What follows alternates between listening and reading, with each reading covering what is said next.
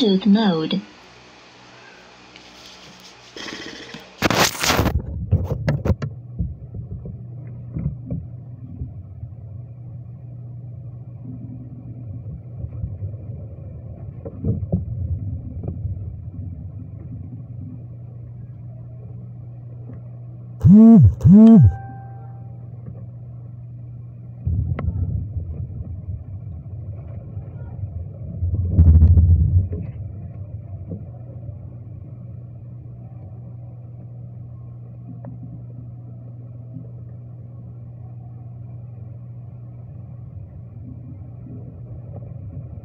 Paired.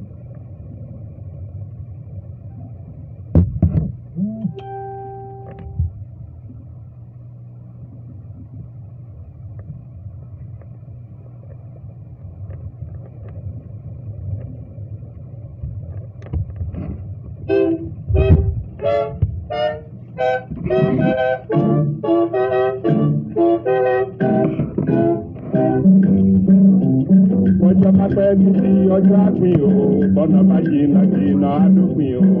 Àti parí àdópin aré, àmàdìjìyà àdópin ìyá o. Àti funfun àti kan òkìrì, ó má ti gbẹ̀yìn kọ́ lọ́tẹ̀ ìmọ̀ o bẹ́ẹ̀ ni o. Ilé òní gbóná kárẹ̀ lu omi mọ́lé, ayé òní kóró kàtọ́ ní bá ọ̀run wò. Láyé náà la ó wà, níta ó fi ṣẹ́gun lójú àwọn ọlọ́tẹ̀. Ẹkún àkọjá òkùnkùn wájú mọ́lẹ̀ fáwa ọmọ Yorùbá, ọjọ́ ayọ̀ tún mọ́lé o.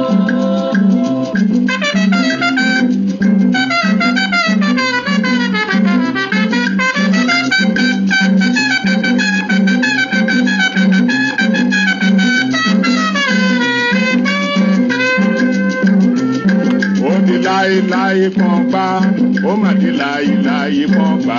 Yorùbá ò ní dọ̀bálẹ̀ ẹ̀fẹ́ nìkan, ó ti gbẹ̀yìn kọ́ lọ́tẹ̀ ìmọ̀ o. Yé ẹ̀dìdé dìde bí ológun, ẹ bá jàgà sílẹ̀ o, ẹ rántí àtọmọdọ́mọ. Kò ní sún wa, kò ní rẹ̀ wá, bá ó fi ṣẹ́gun, tẹ̀mí tó dé ó sì.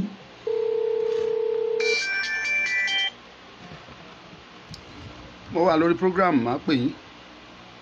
Alright.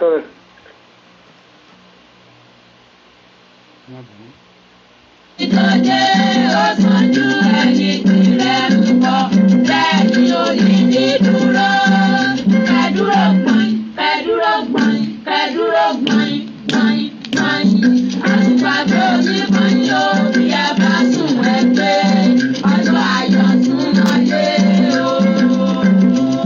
Bí a bá kú tí a bá jí, a ó mẹ́ni rí fẹ́ràn ẹni. Ẹni bá ṣàìsàn kù ni yóò lè mọyì àlàáfíà. Bí a bá ṣaláìní ká tó wá ní, a ó mọyì bàbá ń fojoojúmọ́ jẹun ata. Ó dífá fún Yorùbá tí í ṣe ọmọ Odùduwà bàbá mi òkè gàgàgà tí í ṣe lékè lẹ́yìn aṣòótọ́. Odùduwà ó pè yín. Ọ̀yọ́ Ìbàdàn.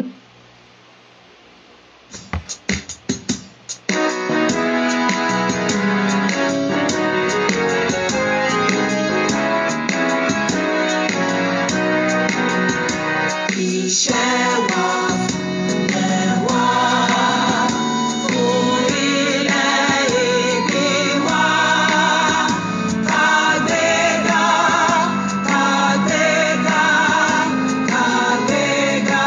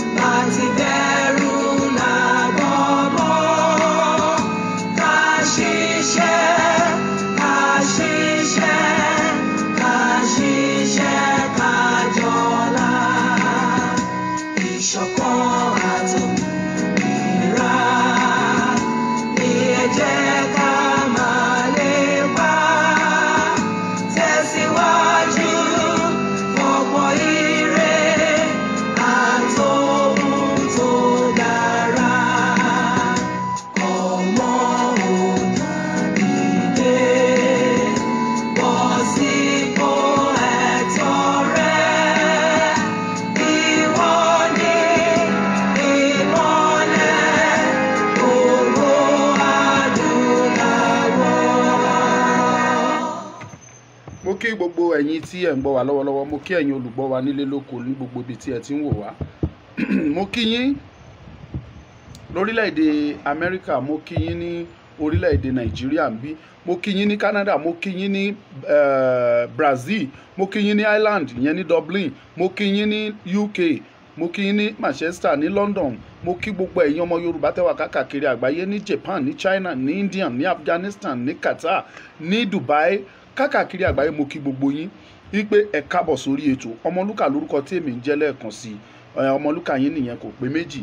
Ẹ wá ṣe oore kan fún wa, ẹ bá wa pín ètò eléyìí, ẹ share ẹ jẹ́ kó lọ, ẹ bá wa pín.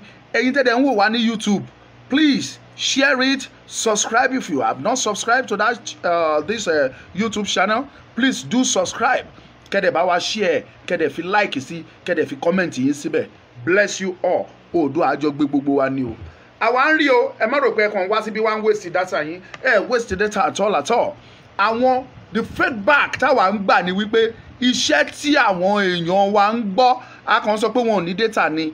Eléyìí tá à ń ṣe ní social media ó ń rìn gidi gan, ó dẹ̀ jó òun. Ìyẹn náà ṣe ń plan kan fẹ́ short wa down, ìrònú pa wọn tanra wọn jẹ ni. Anyway, that is not what I meant. Ìyẹn kọ́ ni purpose tí mo fi wá lé ní. Mo kí gbogbo ẹ̀yin èèyàn wa lẹ́ẹ̀kan sí pé ẹ kúlé ẹ káàbọ̀. Ṣé ẹ ti gbọ́ àbẹ́ ẹ ti gbọ́ wípé ogun ti wọ̀lú o? Ẹ wo tí bá ní kí máa kí yín lẹ́yìn ní Ọlá Adétúnjí, bá ní máa kí gbogbo Ọlásùnkànmí ojú àwo, Abíọ́lá Akínyẹmí, Abíọ́lá Yàyà Àrẹ̀mú, Ọlásùnkànmí, Mariam Dòsùnmú, Dáre Praise, Yàyà Àrẹ̀mú, Adédoyin Kẹ́hìndé, Ọmọ́táyọ̀ Ayọ̀ọ́lá Lógèrè Abdulgani, Ọmọ́táyọ̀ Àyìnà Súlè Falọmọ àti bẹ́ẹ̀ bẹ́ẹ̀ lọ. Mo kí gbogbo yín ẹ káàbọ̀. Ẹ̀yin tí ẹ̀ ń wò wá ní YouTube, I will appreciate every one of you. Ogun ti wọ̀lú, Ìgàngán la gbọ́ lánàá yìí pé wọ́n attack. Lẹ́ni ṣé ẹ mọye ìlú tí wọ́n ti attack lẹ́ni? Information tó wà lọ́wọ́ yìí pé wọ́n attack ní Ìmẹ̀kọ, Àfọ̀n local government, wọ́n attack àwọn Fúlàní, attack àwọn èèyàn wà níbẹ̀. Àti ṣe findings wọ́n dẹ̀ fi dá wa lójú pé òótọ́ ni. Wọ́n fi tó wa létí pé wọ́n attack àwọn èèyàn wa ní Ṣàgámù, but àti ìfìdí yẹn múlẹ̀ torí mi ò tí ì rí èèyàn pè níbẹ̀ láti fún wa ní details. Ní Ògìjò àbí Ògìjò ni ní Ìkòròdú area lọ́hùn-ún, wọ́n attack àwọn èèyàn ńbẹ̀. Nígbà tí mo máa pé bẹ̀ wọ́n nílò tọ́nà attack, but wọn ò tí ì gbọ́ pé anybody sì kú. Ṣùgbọ́n wọ́n ní Kẹ́nẹ́ Fúlàní ti pààyàn méjì, wọ́n dẹ̀ gbé mọ́tò wọn gba àárín ìgboro Ìkòròdú lẹ́ni, wọ́n dẹ̀ bẹ̀rẹ̀ sí ní yìnbọn sókè pàpàpàpàpàpà láàárín ìgboro Ìkòròdú. Mo rò pé bàtà máa fi dé Kẹ́nẹ́ wọ́n pa èèyàn méjì náà pa ní Kẹ́nẹ́ o lẹ́ni. Wọ́n ní wọ́n tún attack ní bóyá Ṣóyọyẹ ni àbí Ṣóyọlé ní Abẹ́òkúta area, somewhere in Abẹ́òkúta they attacked too. Yorùbá, congratulations. Ìtàn Ọmọlúkà ń wá òun ló ṣẹlẹ̀ yìí. Ó dẹ̀ yẹ kó rí bẹ́ẹ̀, torí tí ò bá rí bẹ́ẹ̀ ẹ̀ ní jí. Àwa ń sọ for long, mo ní ẹ pẹ̀lẹ́. Mo mi lérò pé mi nìkan ni mo sọ. Ó dà pé Lady K sọ̀rọ̀ ọ̀hún, Yèyé Dára sọ, Kóìkí sọ, wípé kí dẹ̀ ni direct from Ìlọrin náà ti pè mí. From Ìlọrin nígbà àwẹ̀, wípé àwẹ̀ làwọn pípọ̀ ìdúró dè tán bá gba àwẹ̀ tán wọ́n máa bẹ̀rẹ̀, wọ́n á ṣọṣẹ́. Gbogbo ibi tẹ́ gbọ́ pọ́n ti ṣọṣẹ́ yẹn wọ́n fẹ́ lọ ṣe test run náà lọ ṣe ń bẹ̀. They are coming down to Ondo State, to Ekiti State, to Ọ̀ṣun State. Rẹ́rẹ́ márùn-ún. Ṣé báwa ń sọ ẹni ká gbẹnu ẹ kò kàn yín, ẹ jóye kò kàn yín, but èmi ò wá blame yín torí wípé kí ni ọ̀tọ̀ lẹni tí Ọlọ́run fún lọ orí ọ̀fẹ́ láti jẹ́ adarí. Ìwọ gẹ́gẹ́ bí ẹnìkan ó lè wù ẹ́ láti ja ìjà yìí, ṣùgbọ́n tọ́lọ́run ò bá fi ẹ́ ṣe adarí ò ní jáde. In tó ń ṣe ọ̀pọ̀lọpọ̀ yín nìyẹn. Tí èèrà bá ń wọ́, wọ́n á wọ́ àwọn ikán tó ń sọ pé wọ́n parapọ̀ tán mọ́lé. Ikán máa ń ní ọba, wọ́n máa ń ní leader tó máa ń ṣíwájú wọn. Wọ́n máa ń ní. Nínú ẹgbẹgbẹ̀rún àwọn ikán yẹn, ìkan máa jó lórí. Ọlọ́run ló kọ bẹ́ẹ̀. ẹni tọ́lọ́run bá kọ orí mọ́ pé òun ni kó lead òun ló máa lead. Ẹni tọ́lọ́run ò bá kọ pé kó jó lórí ìbá ní agbára bí àrọ̀ ni kò ní jáde kò dẹ̀ ní lead. Àìkí ń ṣe majority àwa tẹ̀ ń wò wọ̀nyí àkọ́ pé ká lead òun lẹ fi rí tí ọ̀pọ̀lọpọ̀ yín mórímù tẹ́ mórímù pẹ̀lú agbára tó ẹ ní. Àmọ́ yín ọ̀pọ̀lọpọ̀ yín ló jẹ́ wípé Ọlọ́run fún ní agbára you were talented. Tá a bá ń sọ nípa strength ẹni tó bá jẹ́ nípa ti agbára ti ìṣẹ̀ṣe ilẹ̀ Yorùbá ẹni tó bá jẹ́ nípa ti experience béèyàn ṣe lè mú nǹkan mọ́kan ẹni ṣùgbọ́n torí pé àkọ́ wípé aṣáájú lẹ máa jẹ́ òun lẹ ṣe lè jáde kò wá sí wàhálà o. Ìwọ tó lọ́run bá wá kọ pé lóòtítọ́ àtòdodo aṣáájú ni ẹ má dúró de Sunday Igboho nìkan fún iṣẹ́ yìí ìwọ gbọ́dọ̀ dìde now kó wá wò pé àwọn èèyàn ò ní tẹ̀lé ẹ.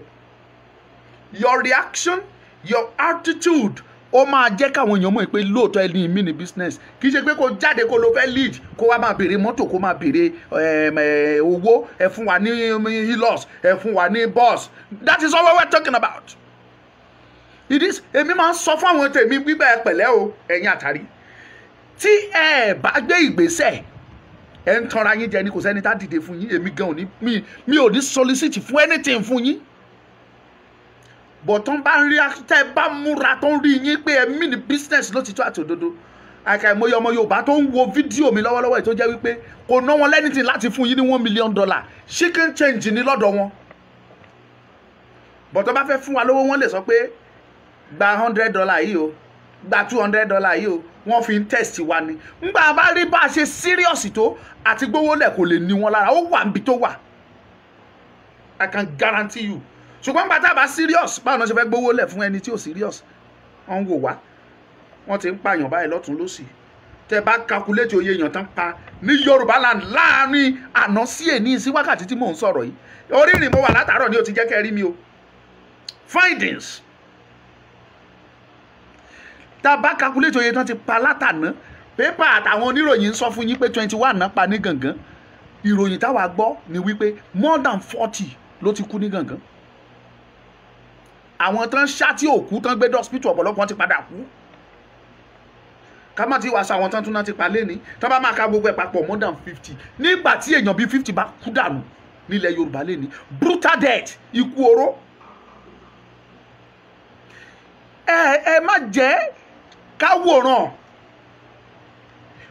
ọmọ Yorùbá ẹ̀ ṣe jẹ́ ká dìde ẹ̀yin youth mo padà sọ́dọ̀ yín gbogbo ẹ̀yin ọ̀dọ́ mo ti sọ́rí mo dẹ̀ máa repeat ẹ̀ nígbà tí Bíbélì bá define ìtàn pè ní ọ̀dọ́ kí ló pè ní ọ̀dọ́ ó ní the glory of the youth is their strength ògo àwa ọ̀dọ́ òun ni agbára tó fi fún wa where is your strength my fellow youth of Yorùbá land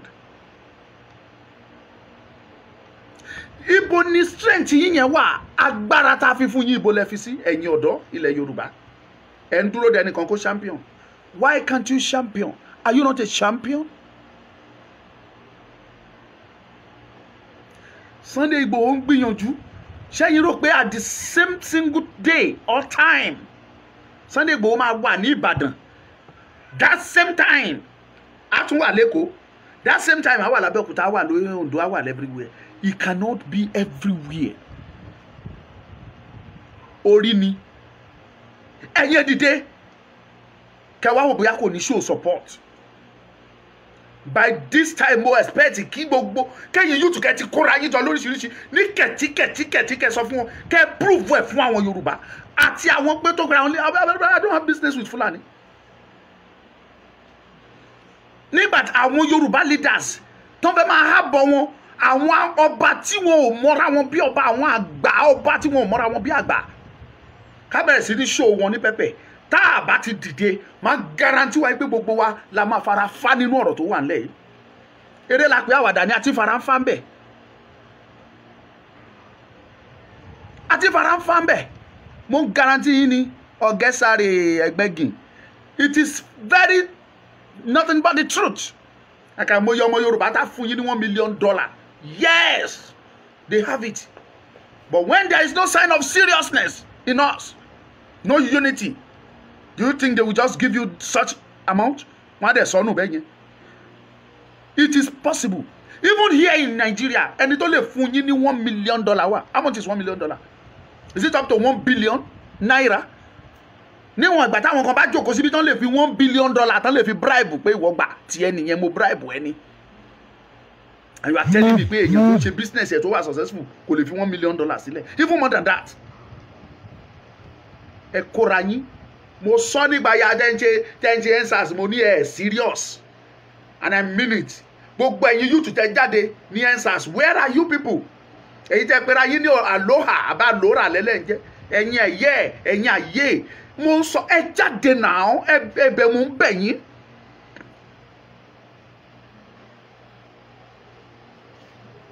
Mo ń bẹ̀ yín ni. I am not here to insult you. Why would I insult you? You are on your own, doing your own. I don't know anything about you, but all I know about you is that you were talented. You possess a certain spiritual power. Tẹ́ lè lò. Wọ́n rí nínú yìí tó jẹ́ pé owó tó bá ṣọwọ́ bí eléyìí ìbọn máa jáde sí lọ́wọ́ ní straight. Ibo lẹ fagbára yẹn sí tí Fúlàní ń pa wá tó ń pa àwọn ọmọ ìyá wa tó ń pa ẹbí wa. Lára àwọn tó ń pa yẹn ǹjẹ́ o mọ̀ bóyá olóore ẹ wà nú wọn. Ẹni tọ́lọ̀ ń kọ́ fún ẹ kó máa jó lóore tiẹ̀. Ǹjẹ́ o mọ̀ bóyá ó wà lára àwọn tán ti padànù ní gangan. Abẹ́rẹ́ pọ̀ ọmọ gangan ní gbogbo àwọn tó ń pa ni. Ọmọ Yorùbá tó lọ ṣiṣẹ́ níbẹ̀ wà lára àwọn tó ń padànù níbẹ̀. So màá máa sọ èmi ń sa ipá tèmi mi ò jókòó náà mi ò sinmi. I don't need to come online and tell you every plan. No. Àwọn tó bá pè tó bá yẹ ká sọ fún màá sọ fún wọn pé this is the plan, this is the steps that you take. Ṣùgbọ́n mo wá fẹ́ sọ kinní kan o. Mo dẹ̀ ń sọ. Orin Bàbá Ògúndé ó ní àti súnsúnsún àti kàn gírí. Tẹ́ bá wá ti ewúrẹ́ kan ògiri tí ò rí bi lọ́mọ́ ó máa yíjú padà sẹ́ni tó ń lé ni.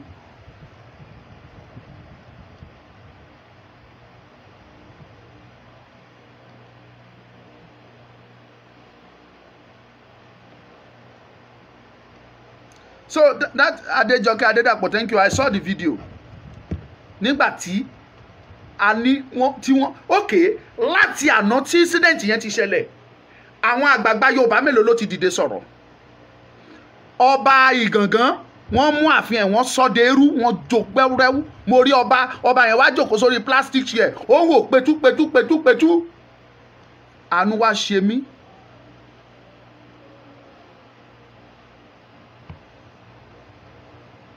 Àánú wá ń ṣe mí.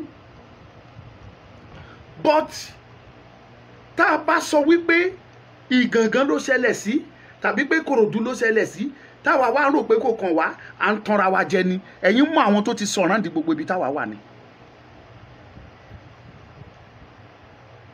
Mo ń sọ mo ń tún sọ ẹ̀yin youth mi ò wá bá yín jà mo ń sọ báyìí pé ẹ lọ kóra yín jọ now ẹ kóra yín jọ. Ẹ kóra yín jọ every state possibly tẹ́ ẹ bá lè ṣe ní state tí ojú yín ò tóra ẹ kóra yín jọ ní local government by local government ẹ jẹ́ káwa wá ká pè yín papọ̀ sójú kan ká ṣèpàdé ká mọ bá ṣe máa jáde. Àwọn tó bá yẹ ká lọ máa dá sẹ̀rí àfọ ẹ jẹ́ ká lọ máa dá fún wọn. I am ready. A lot of people are ready. But you have to show the seriousness kó tó di pé wọ́n á lè ṣe anything. Àwọn minute mo ti ń sọ mo ń tún sọ ẹni tó bá fẹ́ kú ẹ jẹ́ kó kú ẹni bá fẹ́ kú kó kú. Ẹni tó bá fẹ́ kú ẹ jẹ́ kó leave this man. Need àti bá argue ẹni sọ ẹni jẹ́ fílẹ̀ ẹ̀yẹn focus lórí kan tẹ̀ ń sọ. Ẹ focus lórí ọ̀rọ̀ wa kẹjẹ́ kájọ máa bára wa sọ̀rọ̀. Ẹ mọ̀ pé ọ̀pọ̀lọpọ̀ oríṣi téèyàn bá wà láàrin ibi tèrò ti pọ̀ oríṣiríṣi èèyàn lẹ máa rí ẹ̀rọ ọlọ́pọlọ tó pé ẹ̀ẹ́dẹ̀ ráwọn tó jẹ́ pọpọlọ wọn dust ló wà ń bẹ̀. So leave that person alone, let him talk, let him comment whatever he want to comment. I don't block people on my line. Let them, they are free to say their mind. Question ló béèrè ó ní does that mean the Ọmọlúkà that you not vote for PDP in 2023? I am telling you categorically ìbéèrè ló béèrè. There is nothing like election in Yoruba land starting from now. Àtèkìtì o tọ́nà àwọn fẹ́ ṣe ní 2022 àtọ̀sùn tó fẹ́ ṣe ní 2022 a guarantee yín ni wípé kò ní sí tó ń jẹ́ election. Nothing like election. mo sọmọ tó sọ ẹ̀yin tẹ́ bá gbọ́n tẹ́ tètè mọ́ra tẹ́ fẹ́ràn ara yín eléyìí tí Fúlàní ṣe sí yín kékeré ló máa jẹ́ tó bá gbọ́n sí sọ fún àwọn ọmọ ẹ̀ sọ fún ẹ̀gbọ́n ẹ̀ sọ fún àbúrò ẹ̀ sọ fún ẹbí ẹ̀ sọ fún ara ẹ̀ kó má jáde sọ̀rọ̀ election kankan tó bá jáde káìsà àjọ máa para wa dáadáa ni tó bá ṣoògùn ká tó fi dán ọmọ ìyá ẹ̀ wo ọmọ bàbá ẹ̀ ò ní sá fún ẹ. So don't let me deceive you. Kò sí tó ń jẹ́ election ẹ̀ tí ẹ̀ kọ́kọ́ mú yẹn pati sẹ́gbẹ́ ìyẹn ti condemn. No discussion lórí ẹ̀. No discussion. Nothing like election from now on, from henceforth. Now I am here to advise. Ẹ̀yin ọ̀dọ́ bíi tèmi. I cannot be everywhere. Sunday Igboho cannot be everywhere. We are all Yoruba. Ọmọ Yoruba tó tọ́ ní gbogbo wa. Ẹ dìde from your own area. If it is local government by local government, gather the warriors. Àwọn tẹ́ ẹjọ́ mọ́ra yín. Ẹ kó wọn jọ. Ẹ send this message sí wa pé àwọn bàbá àti dúró. Ká mọ̀ bá ṣe máa gather yín jọ ní state yẹn. Ká ṣe pàdé pẹ̀lú yín. Ká dẹ̀ jẹ́ kí bàbá wa ṣe Sunday Igboho mọ̀. Kán bá yín sọ tó bá fẹ́ sọ. Ká mọ̀ bá ṣe fẹ́ tẹ́ gbégbèsè tó bá yẹ ká gbé. Kán wá pa wá. Tó bá necessary àwọn bá wọn yẹn gan a visit gbogbo wọn àtọ́ba tó ń ṣe yàmá kiri a visit gbogbo wọn pátápátá. I don't bloody care. Ẹran àrá ẹran Ṣàngó ẹran Ṣọ̀pọ̀nná ẹran anything tẹ́ bá fẹ́ rán whatever tẹ́ bá fẹ́ rán Sọmọlúkà ẹran wá. I don't care. Ṣé mo ju àwọn tó ti kú wọ̀nyẹn lọ ni àwọn tí Fúlàní bújà tó ń gé lọ́rùn gé lórí tó ń padànù wọ̀nyẹn ṣé mo ju wọn lọ ni àbẹ́ṣẹ̀ wọn ló pọ̀ tó bẹ́ẹ̀ èmi yẹn ò kì í dẹ́ṣẹ̀. Tẹ́ ẹ bá fẹ́ ẹ̀yin youth mò ń sọ mò ń bẹ̀ yín àsìkò kan wà tí mo lọ bá àwọn youth kan ṣe pàdé béèrè ń tán béèrè lọ́wọ́ mi àwọn ò fẹ́ kẹ́nibọ́dí fi wọ́n gbowó owó tó bá ń dé kó dé sọ́dọ̀ àwọn káwọn máa rí kó máa ṣe mo ní ẹ pẹ̀lẹ́ sà so owó lẹ́yìn ń bá bọ̀ ntí yín má wọrí ẹ free ńgbà wọn bá dé kò sẹ́ni á sọ fún ẹ ńgbà wàá mọ nǹkan tí wàá ṣe. Mo dẹ̀ kúrò lọ́dọ̀ wọn. Mo dẹ̀ kúrò ńbẹ̀. Tó o bá jẹ́ yúùtù nílẹ̀ Yorùbá tó o ṣe bílíìfù ìpó nígbà tí wọ́n bá gbówó kan fún ẹ kó o tó dìde jà it's left for you.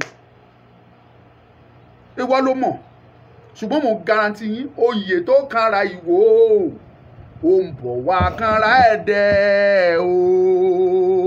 Òun lọ̀rọ̀ tó wà ńlẹ̀ yìí oyè tó kan ìgangan ó ń bọ̀ wá kàn yín tẹ́ ẹ̀ bá mọ̀ ẹ̀ mọ̀ ń sìn.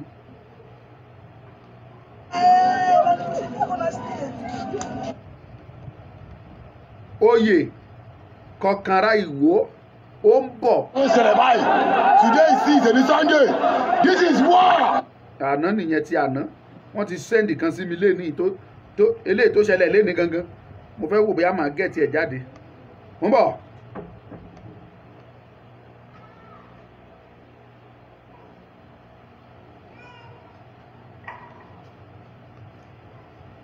mo ń bọ̀ ó kù ṣẹ́jú kan màá wá fún yín ní màá wá fi àyè sílẹ̀ kẹ́ bẹ̀rẹ̀ sí ní pè.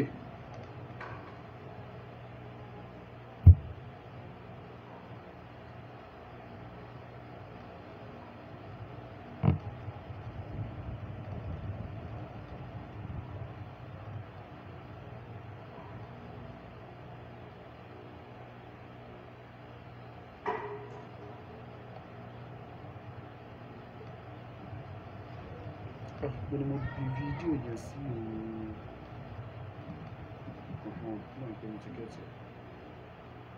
Hi everyone, I hope you're doing great today. Okay, so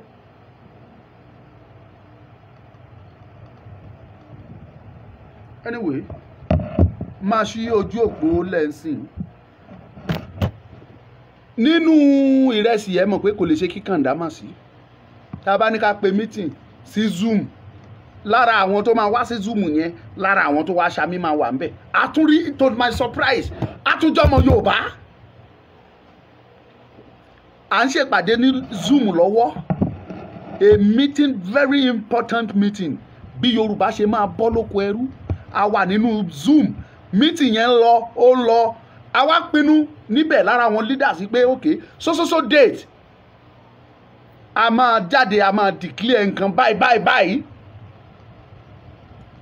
nínú mítì yẹn a wà ń bẹ̀ nígbà tí Fẹ́mi Fálànà tó ti ń pé lára àwọn lídà tó wà ń bẹ̀ pé wọ́n lè fẹ́ ṣe nǹkan báyìí ẹ gbọ́dọ̀ ṣe ẹ mọ̀dọ̀ wò nínú mítì tá a wà báwo ni Fálànà ṣe gbọ́ Fálànà tí ò ṣe ti wá ní o tí ò bá wa ṣe tá a bá ní ká pe meeting security meeting now àwọn ọ̀dàlẹ̀ ọ̀bìlẹ̀jẹ́ ọmọ Yorùbá mi àwábẹ̀ tán wá gbọ́n tá a fẹ́ sọ tán fẹ́ lọ sọ fáwọn ọ̀tá tádà làwọn ọ̀tá tá à ń wò ọ̀tá ilé tó ń jẹ tó ń bá Yorùbá jà gan báyìí ó pọ̀ ju ọ̀tá òde lọ ọ̀tá ilé ó pọ̀ ju ọ̀tá òde lọ fún Yorùbá ń sìn ọba adójà ń wò yẹn ara ọ̀tá ilé ni adókè ara ọ̀tá ilé ni kí là ń sọ ẹ mọra yín náà ṣùgbọ́n kinní kan dá mi lójú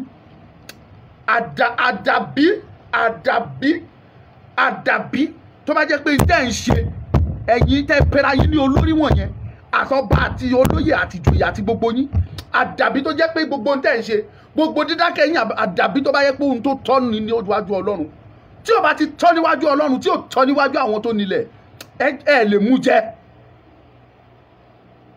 ìbínú Ọlọ́run máa rọ dẹ̀dẹ̀ nínú ilé yín ni gbogbo mi ò sọ̀rọ̀ ọba kan ṣoṣo mo ń sọ̀rọ̀ àwọn lọ́balọ́ba tó bá wà ní ipò pé àwọn ò sọpọ́ọ̀tì pé kí Yorùbá pín tàbí àwọn lọ́balọ́ba tó rí òtítọ́ nílẹ̀ tó ń kọ̀ tí wọn ò sọ tàbí olóṣèlú tí wọ́n mọ òtítọ́ tí wọ́n kọ̀ tí wọn ò sọ àdàbí tó bá jẹ́ pé ohun tó tọ́ ni níwájú Ọlọ́run tí ó bá ti tọ́ níwájú Ọlọ́run ẹ̀ ní mú jẹ láéláé ẹ̀ ní escape ẹ̀ Ọlọ́run á ṣèdájọ́ yín àwa gan á tún ṣèdájọ́ yín we mean it á ṣèdájọ́ yín á dé stage kan sì mo guarantee yín ni wọn ò bí yín láì nílé jáde it is just fact ẹ sọ fún mi pé mo wá ń fọ́nu lórí line yẹn ẹ mọ̀ nígbà tó bá tàkókò kí ló kan Ọmọlúkà I'm a very simple person ẹ̀yin Fúlàní àtẹ̀yin ọ̀tá ilẹ̀ Yorùbá yìí lẹ sọ mí di bí mo ṣe dà léni go and do findings about Ọmọlúkà wọ́n á sọ bí mo ṣe jẹ́ fún yín mo sá fún wàhálà ju kí náà ti ń pè lọ but you have turned me to something else and I am ready for it. ẹ ní lè jáde nínú ilé tẹ bá gbìyànjú láti jáde wọn á jẹ yín ní tútù ni mo sọ fún yín it's getting to that level now. ọba Ìgàngán ó ti gba sáìsì ẹ̀bẹ̀ yẹn àánú ṣe mí fún ṣùgbọ́n I don't care kò kàn mí àwọn tó kú yẹn ṣé ẹ̀ṣẹ̀ wọn ló tó bẹ́ẹ̀ ni tó padànù wọ́n ṣá orí ọmọ mi wọ́n gé ẹlòmíì lọ́rùn wọ́n ó mà ṣe ò láyé mi. ọba wa dẹni tó fi orí ìtẹ́ ẹ̀ sílẹ̀ ó jókòó sórí plastic chair ó ń wò torotoro plastic chair ń gan ẹgbó tó bá fa agbára jókòó lé gan na problem. kí là ń sọ ẹ̀yin youth lèmi wá bẹ̀ it is better to be late than never ó ti late ó sì dá à ń sìn ẹ kóra yín jọ tẹ́ ẹ̀ bá ní nọ́mbà Chief Sunday Igboho ẹ pọ́ Ọmọlúkà máa connect àwa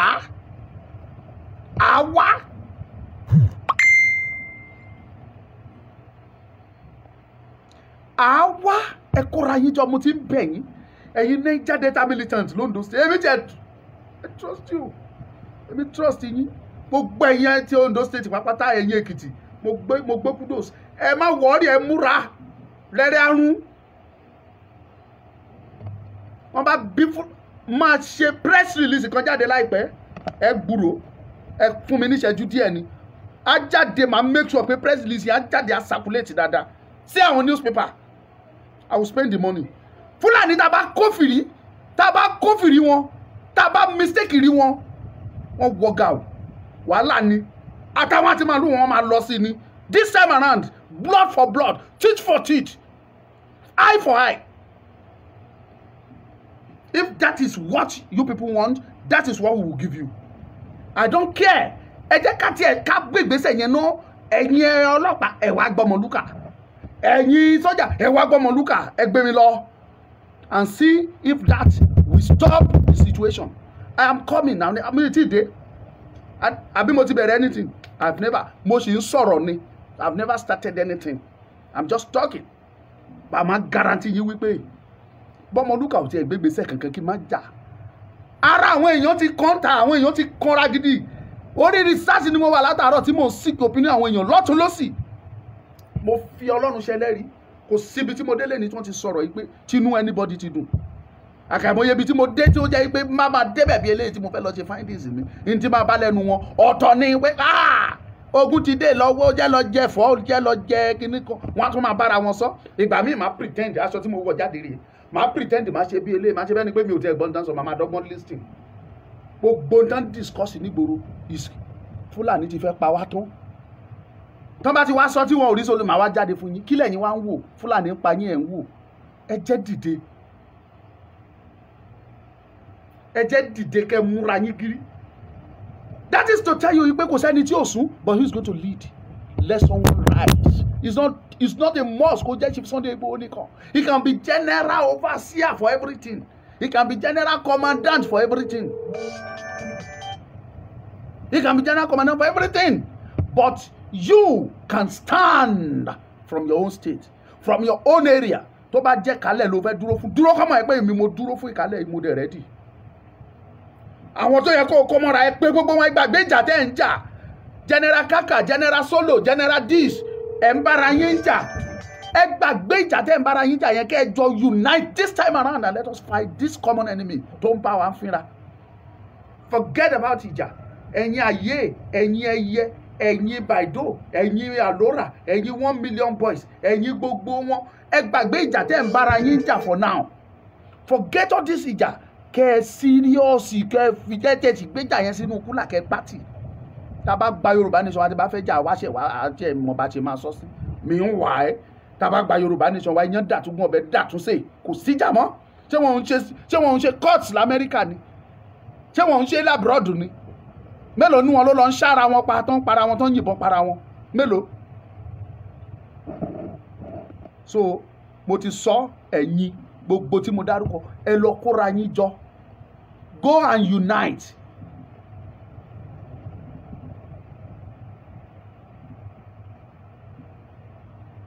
Who is this Olu Brown?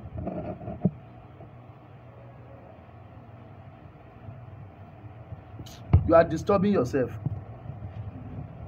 So, ẹ kóra yín jọ kẹjẹ ká dìde. Fúlàní ti believe pé kò sí ní tẹ́ ẹ máa ṣe. So ìdí nìyẹn tán fi àtàkì gangan tán àtàkì gbogbo àwọn ibi tán náà àtàkì wọn ti mọ̀ pé Yorùbá ò ní ṣe anything. And truly kò sí kan tẹ́ ẹ ṣe. Kò sí kan tẹ́ ẹ ṣe. So kí là ń bára wa ń sọ? Kí là ń sọ? Nígbà tó jẹ́ pé wọ́n ti mọ̀ pé kò sí tí Yorùbá ṣe. Wọ́n fi ń ṣe hit and run. Tán bá ti hit yín wọ́n á tún rọra sá. Tó bá jẹ́ wípé ẹ fẹ́ mini business. Tán bá mọ ibi tí wọ́n wà ní àbí wọn ò ní gà wọn ò níbi tán ṣàbàdà sí. Ẹ̀yin lè kóra yín dọ́kẹ́ tún lọ bá wọn bẹ̀. Tán bá pa 20 lọ́dọ̀ yín kẹ́yìn pa 40 lọ́dọ̀ wọn tàbí 60. Kẹ́ fi ṣe transcript fún wọn. Tí Yorùbá ta bá lè dìde bẹ́ẹ̀ nínú ìṣọ̀kan nínú ìmọ̀ kan tá a rí irú ìrì bẹ́ẹ̀ yẹn tá a ṣe máa garanti yín pé wọ́n á sá. But ẹ̀rù ń bà yín, ẹ̀rù ń bọmọdé, ẹ̀rù ń bàgbà, ẹ̀rù ń bọkùnrin, ẹ̀rù ń bobìnrin àtiwọ́ tó tún ẹ̀ lókìgbẹ́ sára gan ẹ̀rù tún ń bà ẹ́. Ẹ jẹ́ sójú òpó kẹ́ pé time is against us. Ọlọ́ọ̀kìgbẹ́ síra ẹ̀rù ń bà ẹ́ o ò lè jà o ò lè ṣẹ́ni tí mo ti ṣojú òpó yẹn wọ́n pé 070 ẹ fi Olú Brown sílẹ̀ bó ṣe yé ni. So iṣẹ́ tó ń ràn ló ń jẹ́. Ẹ wo àrà táwọn èèyàn dá lé ní. Àwọn APC member náà lọ lé Tinubu lé ní tán lọ kígbe olè lé lórí níbẹ̀ pé a fẹ́ mọ́. We don't want you again. Enough is enough. Mo ń bọ̀ mo ti mú fídíò yẹn bọ̀ wá bá yín lódindi. Wọ́n pariwo ta lọ́rọ̀ yóò sún. Wọ́n pààyàn nípakúpa nítorí pé ó fẹ́ ṣe pírẹsidẹ́ǹtì. Ó kọ̀ ó sọ̀rọ̀. Gbogbo nǹkan dẹ̀ ń bàjẹ́. So èmi á máa sòótọ́ fún yín. Àmọ̀ràn ni mo mú wá. Oníkálukú ló deserve opinion, oníkálukú ló wí nǹkan tó bá wo oníkálukú ló lè ṣe. Bọ̀ mo ń bẹ̀ yín àìrìnpọ̀ ó máa ń jẹ ọmọ ejò níyà ni. Tá a bá fi ìmọ̀ ṣọ̀kan tá a jọ agree lórí nǹkan tá a fẹ́ ṣe tá a gbà fúnra wa. Tí Àjàyí tó gbà fún Ládìgbòlú tí Ládìgbòlú Gbòlú tó gbà fún Ọbáfẹ́mi tí Ọbáfẹ́mi gbà fún Àjàyí tí Àjàyí dẹ̀ gbà f'Àlàbá ó ti parí. A máa ṣẹ́gun dandan ni. Ṣùgbọ́n nígbà tí gbogbo wa bá kọ̀ tá à ń yẹ̀dí mo rẹ́ni tó dàn ká sí mi tó sọ pé tóun bá tiẹ̀ wá fẹ́ ṣe Oòduà pé ṣé Ọmọlúkà tí mò ń fún ní 2,000 tó fi ń jẹun ṣé òun ni màá wá tẹ̀lé. Mo rẹ́ni tó sọ pé ṣé wọ́n sọ fún ẹ pé mo jẹ́ jagunjagun ni àbí wọ́n sọ ọ̀rọ̀ lèmi ń sọ mo dẹ̀ ń sọ ntọ́lọ́run fi rán èmi nìyẹn mo dẹ̀ ń lò. Ẹ̀yin mi ò ìwọ dìde bí jagunjagun kó ìwọ náà ṣáájú dìde. Oníkálukú ló láyè tó specialize sí ṣùgbọ́n ibi tó kàn yí èmi náà máa gbé àjọgbé ni ibi tábàlà mo sọ ẹ lọ wá bọn ẹ jẹ́ kó oníkálukú wá bọn ọmọdé kókó ẹ wá kẹgbẹ́ dání there is no law in Nigeria again. Ọlọ́pàá tó bá lóun fẹ́ wá bá mi tí n bá rí owó tí mo ra ìbọn tèmi wọ́n bá bí ọlọ́pàá yẹn dá kó máa bọ̀ kó ní kí n gbé wá àjọ finish ara wa tẹ́wọ́tẹ́wọ́ ni kò ní dáa fún yẹ́ ẹ̀ lọ bá Fúlàní kẹ́ ẹ lọ gba AK-47 ọwọ́ wọn kò ní yẹ yín ẹgbọ́n sókè bàbá mi. Hello bàbá. Mọ́mì mi ẹ ṣeun ẹgbọ́n sókè. Ẹ kú iṣẹ́ o ṣàlàáfíà lẹ́wà ẹ ṣeun wá ṣe o. Àmín àṣẹ. Ọ̀rọ̀ lẹ ti ń sọ látàárọ̀ o Ọlọ́run ò ní já kúkú ya o. Àmín àṣẹ. Advice lèmi kàn fẹ́ fáwọn ọmọ àwọn èèyàn tiwa tó bá wù wọ́n kó jáde tó bá wù wọ́n kó máa sùn. Ọ̀rọ̀ tó wà ńlẹ̀ yìí bọ́n ṣe treat wọn ní Lekki toll gate lọ́jọ́ kìíní àná wọ́n ṣe fẹ́ dì pẹ̀lú gbogbo yín ní Yorùbá nation nìyẹn títí kan ọ̀dọ̀ àwọn Yíbò. Nǹkan méjì òun ló yẹ kí a máa lọ́kàn especially ọ̀rọ̀ gangan yẹn.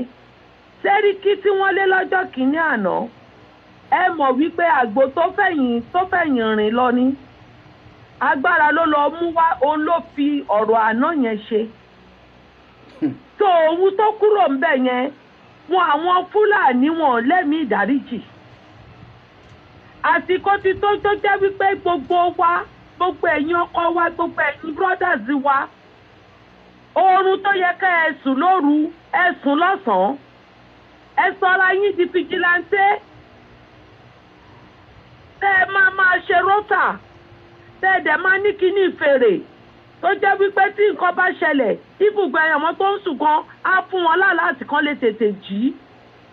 àsìkò tí òun sásìkò téèyàn lọ mutí lálálẹ́ o abẹ́ ń ṣe patí o. àwọn ọba alábọ̀dé wọ́n ṣe máa jó ààfin tiwọn náà nìyẹn bọ́n ṣe jó ti gangan lánàá. torí gbogbo àwọn ọba yẹn pátá à ń sọ fún yín ẹlẹ́ẹ̀gbọ́ nǹkan tó máa jẹ́ ẹgbọ́n òun ló ti dé pàkọ́ yín yẹn. bọ́tà wa tá a mọ̀ wípé àníyàn kankan àfọlọ́hun ẹ jẹ́ ká wá bá a ṣe máa sọra wá di ọ̀kan oṣùṣù ọ̀wọ̀ ìṣọ̀kan la lè fi ṣe ẹ jọ̀ọ́ gbogbo ẹ̀yin alágbára èmi ju èwo òjù mi ẹ jẹ́ gbé yẹn tì sẹ́gbẹ̀ẹ́ kan ṣódà pàdé èjìká kálukú ẹjọ́ ẹ sọ̀kalẹ̀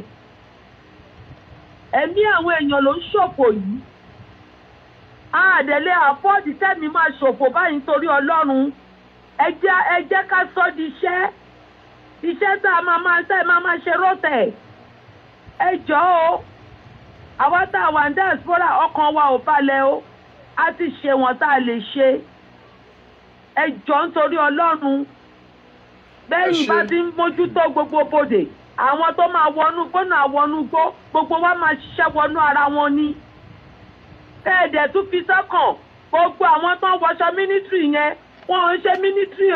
àti ẹ̀ mọ̀. wọ́n ń ṣe mínísírì o irọ́ ni wọ́n ń pa o. àwọn Boko Haram tó kaṣọ sí lọ́rùn ni ẹ ti mọ̀. àṣírí ń tú sí wa lọ́wọ́ àwọn tó lọ ṣátà wá wọ́n lọ háyà àwọn kan wá tó jẹ́ wípé àwọn tó lọ háyà àwọn wá yẹn specialist ni wọ́n nínú pé kán pààyàn wọ́n ti wà nílẹ̀ Yorùbá wọ́n ti pín wọn sílẹ̀ Yorùbá ẹ tí rí kankan ẹ lajú ẹ rí ìnáwó mo ṣe ń bọ̀ ni ẹ kọ́ today is 7th day of June 7th day of June ẹ rí ìnáwó ẹ pè 07046092484 07046092484 08026092484 ẹ bá wa pè kẹjẹ ká gba ìpè bíi méjì tàbí mẹ́ta sí i ká lè round up program eléyìí torí iṣẹ́ ń tẹ̀síwájú. a sọ gbogbo state by state ẹ lọ kóra jọ ẹ kóra yín jọ ẹ kóra jọ ò ń sọ ẹ kóra jọ ẹ kóra jọ.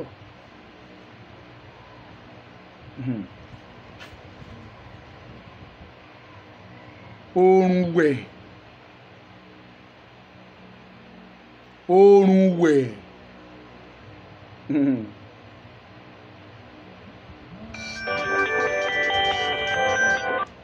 lákòókò yìí oorun. Ṣèlú Mọ́lúkà. Ẹ ṣé o. Ẹ̀ka sàn ẹ kú iṣẹ́ o òdùdó àgbẹ̀ yìí o. Àmì o.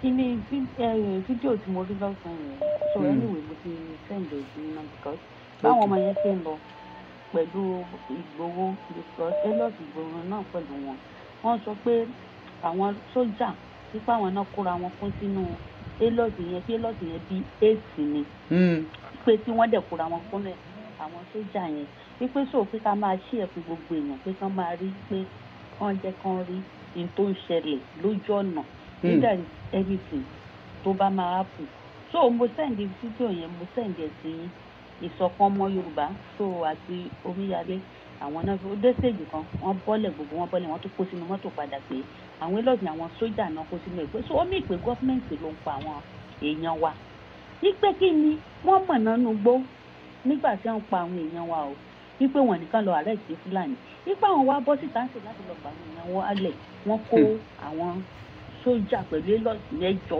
kúnú ẹ̀ wípé láti wá dí àwọn lọ́wọ́ wọn àti ìdèbí tán lọ wọ́n ń ṣe fídíò yẹn lọ ni lójú ọ̀nà ni mo ṣe send wọ́n sàn pariwo pé ká ṣe ẹ̀ka ṣe ẹ̀ka ṣe ọdún mo ṣe sí ẹ̀sìn àǹjẹ́ number 2 tí wọ́n bá fẹ́ bí ìjà yẹn tí wọ́n ṣe ń jáde yẹn èmi dá gẹ́gẹ́ bí àṣẹ́jì ni o tí nǹkan bá ń ṣẹlẹ̀ ní state kan kí gbogbo àwọn tó bá jẹ́ warrior àwọn state tó kù kan support tó bá jẹ́ pé bọ́ọ̀sì kọ̀ọ̀kan ni wọ́n máa gbà tó máa fi lọ irú bí Ìgbòho ṣe ń jáde láti jẹ̀ka ìlú gbogbo àwọn tó wà lẹ́kọ̀ọ́ tó wà lóṣogbo Ìlọrin Oǹdó Àkúrẹ́ tán jẹ́ warrior káwọn náà kó jẹ́ bọ́ọ̀sì kọ̀ọ̀kan support wọn kí gbogbo wọn ya wọ inú igbó yẹn kó má jẹ́ àwọn nìkan so advice tèmi tí mo mú wá nìyẹn o Ọmọlúkà.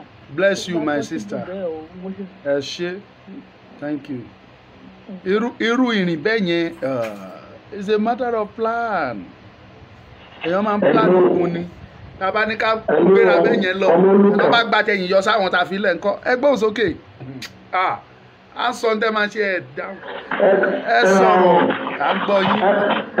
ẹ kú ètò ìlú yóò máa ní dàrú mọ́ wa lórí o. àmì àṣẹ Èdùmàrè. lágbára ọlọ́run á dẹ̀ máa fún yín ṣe Ọmọlúkà bẹ́ẹ̀ ni àmì àṣẹ. apá yóò ní ka yín. àmín. ogun àwọn Fúlàní ò dẹ̀ ní borí wa nílẹ̀ Yorùbá ó ṣèwọ̀. bí mo ṣe ń follow program yìí because gbogbo ó dàbí kí n wà ní Nàìjíríà kéèmí gan bọ́ọ̀lù gbóni yìí ní parọ́ fún yín. because inú mi ò dùn àwọn èèyàn tèmi àwọn tó jẹ́ Yorùbá tájọ wà ní abroad bí gan mo máa ń sọ fún wọn pé àwọn everybody inú ò dùn gbogbo èyí tó ṣẹlẹ̀ lánàá yẹn gbogbo ẹ ṣe wà lórí ètò tẹ́ ń ṣètò lánàá à ń follow yín. so ohun táwọn Yorùbá gbà ń sin ni wípé everybody ibi tó kálukú gbà ti fẹ́ rí ìbọn tó ti fẹ́ rí ìbọn kó kálukú máa gbé ìbọn dání ní ìsìn. so nǹkan tó máa ṣẹlẹ̀ nìyẹn anybody tó bá ti pàdé Fúlàní lójúgbó ẹni bí ẹ̀ ń kúndò láàrin ìgboro ẹ̀ pa wọ́n dànù ogun yẹn ṣẹ̀ bẹ̀rẹ̀ àwọn ẹgbàgbé ó yẹ kéèyàn gbogbo àti kúrò náà tó máa bẹ̀rù mọ́ sí kò síjọba kankan mọ́ kò síjọba mọ́ Yorùbá fẹ́ dájú ní sẹ́ẹ̀ no going back no going back ogun àwọn Fúlàní ò lè borí wa àwọn Fúlàní kọ́ ló fẹ́ máa control wa mọ́sẹ̀ so ọlọ́run ọlọ́jọ́ ni a máa fún ìṣe ìmọ̀ràn mi sí gbogbo àwọn ará lé nìyẹn everybody ibi tó ní kálukú àwọn tá a jọ̀dọ̀ tá a jẹ́ bàbá ibi ohun tó bá ta ní láti fi ṣagbára kó ní kálukú ṣe gbé owó kálukú gbé jáde báyẹn àdégẹ́gẹ́dẹ́ sọ àwọn courses yẹn everybody kò sí kíjà máa ń wáyé láàrin anybody mọ́ ó kálukú parapọ̀ àní kájọ pawọ́pọ̀ fèsì àwọn Fúlàní yìí kájọ pawọ́pọ̀ fèsì wọn Ọlọ́run á dẹ̀ mú wa borí wọn àwa la máa borí wọn ọdún yìí náà ni kò ní dọdún tó ń bọ̀ bẹ́ẹ̀ ni ọdún yìí ni kò ní dọdún tó ń bọ̀ Ọmọlúkà Ọlọ́run á máa fún ẹ ṣe lágbára Ọlọ́run orí ò ní gbàbọ̀dì àwa ń gbádùn ẹ Ọmọlúkà à ń gbádùn ẹ ogun ayé ò ní borí ẹ lágbára Ọlọ́run ó dàbọ̀. hello ẹgbẹ́ òsókè. ẹ̀lọ́ ẹ̀jọ̀ wọ́n tí mo fẹ́ sọ lẹ́yìn ètò ni. ok ṣé mo lè pè yín padà kí n ṣe nǹkan tí mo fẹ́ gbé sórí afẹ́fẹ́. ẹ pè mí lẹ́yìn ètò.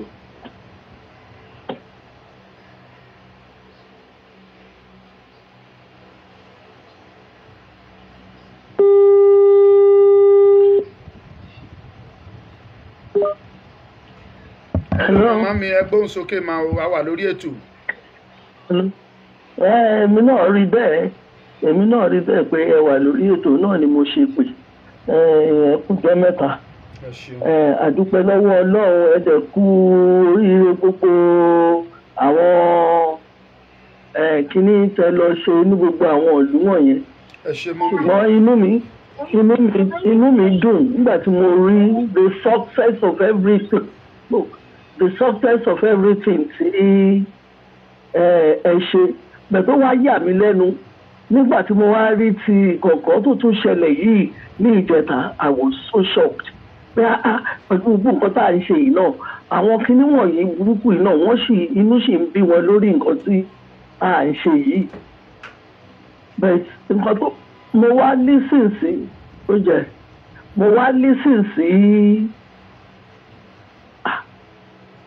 mo wá lísìn sí àáfàá kan tí ó ṣe fídíò kan ló wá ń sọ wípé àwọn ará àgọ̀gàn pé wọ́n sì lẹ́nujọ́ mẹ́ta yìí wọ́n sì lọ vóòtì fún àwọn olóṣèlú. I was shocked pẹ̀lú gbogbo nǹkan tí Ìgbòho ṣe fún wọn nílùú yẹn wọ́n dẹ̀ sì tún ní ẹ̀mí pé wọ́n tún máa lọ vóòtì fún àwọn olóṣèlú. ẹ̀rí báwọn lọ fọwọ́ ara wọn fa nǹkan tó ṣẹlẹ̀ sí wọn àwọn ni wọ́n fa oko sí wọn wọ́n yárú eléyìí tó ṣẹlẹ̀ sí àwọn ará àgbọ̀gbọ̀ yá kọ́ àwọn òyòkù lọ́gbọ́n nítorí tó ti ń lọ pa wọ́n yìí sìn ó yẹ kí àwọn tó jẹ́ ti Yorùbá kí gbogbo wọn ti dìde bẹ̀t láàrin wọn bẹ̀ àwọn tó jẹ́ pé wọ́n sì rí ṣètò olóṣèlú wà ń bẹ̀ èmi ò mọ̀ wá ìtàwọn èèyàn wà tí wọn kì í gbọ́rọ̀ bí wọ́n bá ti ẹ̀kọ́ tó jẹ́ pé ìtì ni wọ́n ṣe ojú wọn náà tún fọ́ ni. advice tó ń fún everybody yẹn tó ń fún gbogbo wa advice yẹn dáa gan pé kí wọ́n lọ múra kí wọ́n lọ bẹ̀rẹ̀ tẹ́ ẹ̀ ṣẹ̀ṣẹ̀ máa kéde kìíní yẹn náà. ó máa ń dùn mí pé irú àwọn abáyé pàgbàlagbà ni wá kò sí nǹkan tá a lè ṣe mọ́ ṣùgbọ́n àdúrà náà la máa fi ràn yín lọ́wọ́. bẹ́ẹ̀ tó ti yẹ káwọn irú àwọn ọmọdé tí wọ́n wà ní ìgọ̀fọ́ yẹn ó ti yẹ kí wọ́n gbáradì láti ìgbà tí ìyá fi Ìgbòho ti lọ síbẹ̀ tó ti lọ jà fún wọn ṣùgbọ́n wọ́n jókòó tẹ̀tẹ̀rẹ̀tẹ̀ wọ́n tó ṣe padà wá láti wá pa gbogbo wọn bẹ̀ yẹn ó jẹ́ nǹkan tó ká mi lára gan ní ilé bìlíìfì ẹ̀gbà tí mo tún rí ọlọ́run àbáwá ṣe nílùú yẹn ọlọ́run á máa ràn yín lọ́wọ́ o. tèmi tí ẹ rò pé bóyá àgbà tí mo ti máa ìgbà tí bá fi máa padà dé gbogbo nǹkan á ti lọlẹ̀ ìmọ̀ pé ó ṣe tó máa rí ni. ó wọ́ọ̀sì sí ni wọ́n mi ẹ má jẹ́ nítorí ẹ ṣeun adúpẹ́ mà. a sọ̀rọ̀ lẹ́yìn ètò. ọlọ́run àbáwá ṣe ọlọ́run á ràn wá lọ́wọ́ ok.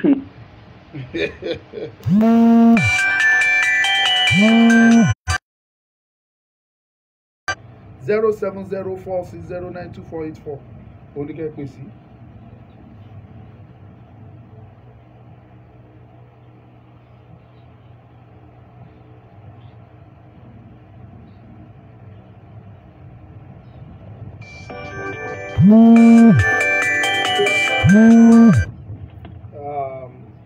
ẹ ti pè wá lẹ́ẹ̀kan. Hello Ọmọlúkà. Ó dà pé ní tẹ̀tún fẹ́ bá wa sọ. Má bínú my brother. Ọlọ́ tí ẹ ó ní kọ́kọ́ fún mi. Ṣé àwọn ìgọ̀gàn ṣé kò yẹ kó ti yàbọ̀ géètì? Ṣé kò yẹ kí wọ́n ti dàbí omi ní ọ́fíìsì Ṣèyí Mákindé láàárọ̀ yìí? Because ẹbí ò mọ̀ ṣé àgọ́ tún wọnú ayé wọn ni? Ṣé kò yẹ kẹ́ ẹ ti ṣàkóso ọ́fíìsì gọ́vánà yín láàárọ̀ yìí wípé kó wọlé ayé yín láti àná kò sẹ́ǹdì èèyàn kankan òun gbò dìde? Ẹ̀yin alágọ̀gọ́ yìí ajẹ́gbẹ́ ọba tẹ̀sẹ̀ lójú orí ọba lẹ́yìn ẹ̀jẹ̀ tó kọ́ ọ̀run lára wa olójẹ́ ká máa pè ó ní òjẹ́ kára wá balẹ̀ ìfúnọ̀t ní ó dájú nínú. Ìgbà tó ń fún yín 2,000 àtàkárà ọ̀pá mẹ́ta lẹ́yìn kíjú ẹlẹ́yà lẹ́yìn nǹkan tí Sunday Igboho wá ṣe fún yín bẹ̀ yẹn tó bá yín lẹ́sẹ̀ ní kìlọ̀ ṣẹ́rú yín lọ́yẹ kó tún fún yín lọ́wọ́ ká ẹ gbà á. Ẹ ti mọ̀ pé owó gírèfì àdínílẹ̀ ìgbà lọ́wọ́ wọn ṣé ẹ ti gba owó ẹ̀dẹ̀ tí rán kàrá tó tún jẹ́ kẹ́ ẹ kí káwọn kọ́ńtínẹ́tọ̀ yìí kọ́kọ́ kálẹ̀ gbogbo yín jọ kí gbogbo social media ti gbé láàárọ̀ yìí wípé gbogbo yín ti yapa ẹ ti wà ní sẹ́kẹ́ láti tẹ́ ẹ̀ pariwo léṣe yìí lórí ẹ sì tún jókòó síbẹ̀ ó ga fún yín o ìgbó ṣóun bọ́m̀bẹ̀ ṣóun lọ́kì lọ́rọ̀ yín ẹ tí ì rí nǹkan kan torí kò sẹ́ni tó máa gbà yín èyí lẹ́ máa gbára yín tẹ́ ẹ bá ti lè gba túùtù lẹ́nu yín ayé yín ó pa yín nìyẹn. Ìyẹn ni mo rántí tí mo fi pè bàbá mi ẹ má bínú ẹ jẹ́jẹ́ fẹ́lò mi láyé. Ẹ ṣeun.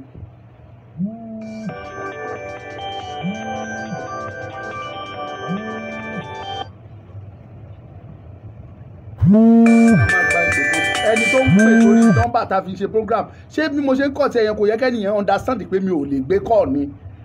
This is almost 16 to 17 times tó ti ń pè continuously tá a dẹ̀ ń kọ́ tiẹ̀ tí n bá gbé call yẹn program máa end.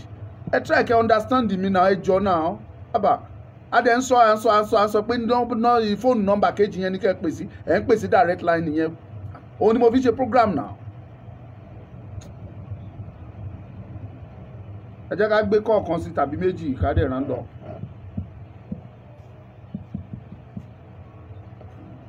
Advice mi mo ti sọ ẹ kóra yín jọ.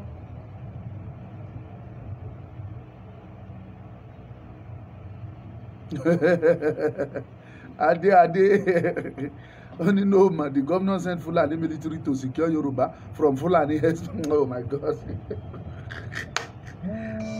Yoruba land. Yoruba. Baba. Ẹ ṣé ẹgbọ́n sókè. Adé náà ló sọ̀rọ̀. Ẹ ṣé o. Ẹ kú iṣẹ́ náà. Ọ̀rọ̀ yín ni mò ń kà lọ́wọ́. Ọlọ́run ní dára. Ẹ ṣeun. Ẹ má dá wọn lóúnjẹ rẹ Ọlọ́run ní dára káyín rú. Ṣe rí ohun tí ìyá wa sọ nísìnyí yẹ èmi mi ń fi taratara gbà. Ṣe rí ohun tí wọ́n ń pè ní poverty kò sẹ́ni tí ò lè bá wí kò sí gbónítàn sí lágbára tó tí ó sì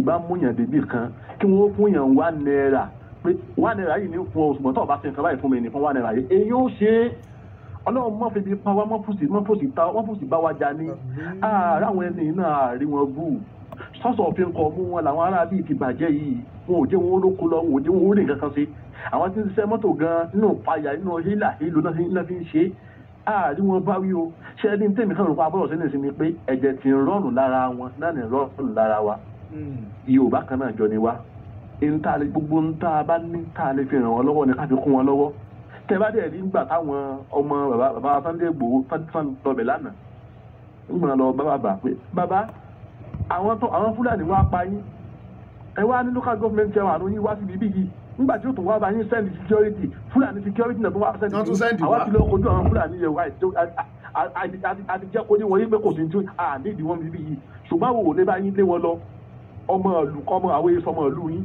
ẹnu yín làṣẹ wà ẹ pàṣẹ fáwọn bọ́ìsì yín tán bá ti rẹ́dì àwa náà rẹ́dì ṣùgbọ́n tí wọ́n bá rẹ́dì nǹkan ní káwọ̀ wá sí àwa ti padẹ́ àwọn ọmọ lọ ṣùgbọ́n tí a bá ti rẹ́dì àwa náà ṣe tán pẹ̀lú yín ṣùgbọ́n tí bàbá náà gbọ́ kí nìyẹn bàbá yẹn bu ẹkún ni kò lè sọ kankan mọ́ ohun ṣe ló wọ́n ń gbọ̀n gbígbà tó ń gbọ́ ìyá lẹ́nu ẹ̀ mọ́ ni. Fúlàní wá pààyàn wọ́n tún wá rán sójà Fúlàní pé kó. bẹ́ẹ̀ ni so nígbà tí bọ̀bọ̀ yẹn wá pariwo bọ̀bọ̀ yẹn pariwo gan ni o tó ké fún wọn gan ọbẹ̀ yẹn lè kó bàjú fún àwọn bọ́ọ̀sì tó àwọn ọmọ yéèké tó jókòó sí tí òun jókòó wọn káwọ́ ro nígbà tó wá rí pé ẹni tó wá láti ta ilé ń gbà tá fáwọn báyìí gbogbo wọn wá dìde bàbá wa bí ẹlẹ́yẹ pé bàbá ṣe ti fún ayọ̀ǹda àbá náà fún ayọ̀ǹda èmi fi ń dẹ lójú pé gbogbo àwọn bọ́ọ̀sì tẹ̀lé tán tẹ̀lé mi wọ́n ti ṣe tán ẹ̀yin ọmọ bọ́ọ̀sì ìlú gàngàn ẹ ṣe tán fógun àbẹ́ ẹ ṣe tán wọ́n náà ṣe tán láàárọ̀ ilé iṣẹ́ pé gbogbo wọn ti fara wọn jọ so n táwa náà bá lè fi kún wọn lọ́wọ́ ní ká fi kún wọn lọ́wọ́ ẹ mọ̀ jà máa rí pé betrayer ni wọ́n.